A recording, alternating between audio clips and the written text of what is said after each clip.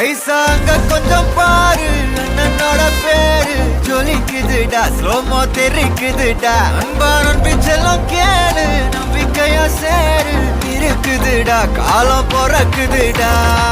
தனக்குன்னு வாழாத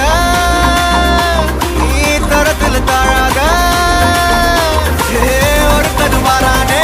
திருத்திட போறானே